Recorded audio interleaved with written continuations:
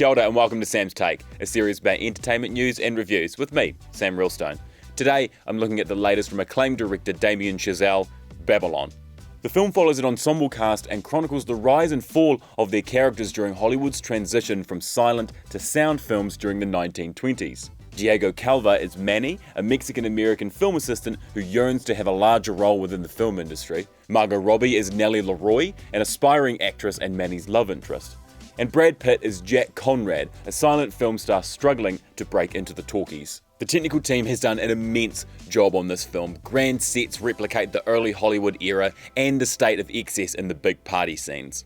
Cinematography by Linus Sandgren has sweeping angles taking you through every space. It attacks your senses with the speed of the camera mixed with the galloping score by Justin Hurwitz. Diogo Calva's Manny has a soulful authenticity. His emotion bursts out of him in every scene. And his chemistry with Robbie is wonderful. The pair really give it their all in both mania and sincerity. And Margot Robbie herself is doing what she does best, off the leash and ripping apart every scene she's in. She has believable range and control as Nellie, and many times we see her at the brink or boiling over in such a nuanced way. It all feels so magical at times, showcasing the craft of movies and the passion of these characters to make them, which is endearing and entertaining, but not much happens.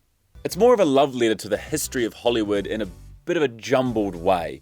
It seemingly wants to be both a big jaunty look into the early Hollywood scene and a character study.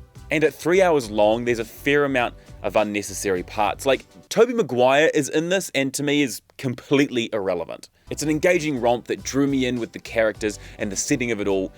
But again, I'm left wondering, what for? The setting of early Hollywood is presented as manic and seedy, but it also feels like we're supposed to romanticize it.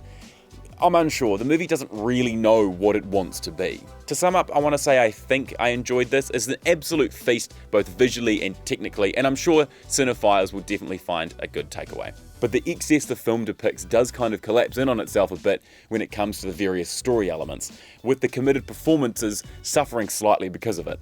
So it's a mild recommendation from me. It certainly isn't going to be for everyone.